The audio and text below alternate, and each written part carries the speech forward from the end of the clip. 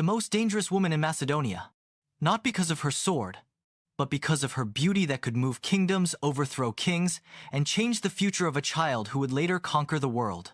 This is the story of Olympias, the mother of Alexander the Great, a figure who for centuries has been shrouded in myth, intrigue, and fear. Olympias was born as the daughter of a noble of Molossia, a mountainous region full of ancient rituals. He grew up in a culture where snakes were considered sacred, and the rumor stuck with him forever.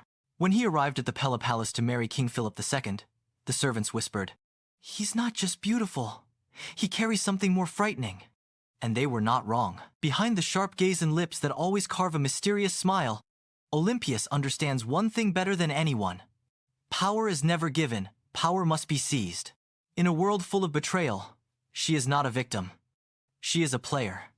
And he played more bravely than anyone in Macedonia. When Alexander was born, something changed. Olympias grasped destiny with both hands, ensuring that her son was not merely a prince, but the rightful heir to the Macedonian throne. She oversaw every political move, every alliance, every threat that lurked over her son. He knew Philip had many wives and concubines. He knew the other sons could be rivals to Alexander. And he knew that the throne knows no mercy. When Philip II married a young woman named Cleopatra Eurydice, a native Macedonian woman who could give birth to a more legitimate heir, Olympias saw it as a declaration of war. The marriage was not just about love. It was a message: Alexander may not become king. However, Olympias never gave up. With her terrible intelligence, she wove a network of support and ensured that every step of Philip was watched. Then the event that changed history arrived. Philip II was murdered during a grand celebration. Until now, history is still debating. Who is the mastermind? Is this the work of a foreign enemy? Or something much closer, more personal, more dark? After Philip's death, Olympias moved faster than a storm. She removed Cleopatra Eurydice and her baby.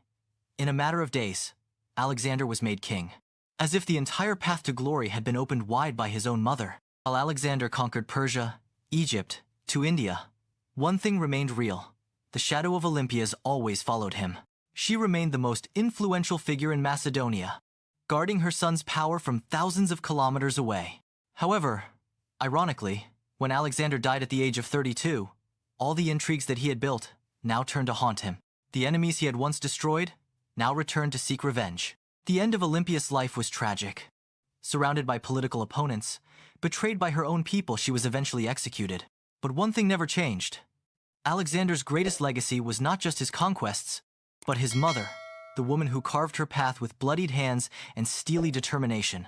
Olympias was not only the mother of a conqueror, she was the creator of her destiny.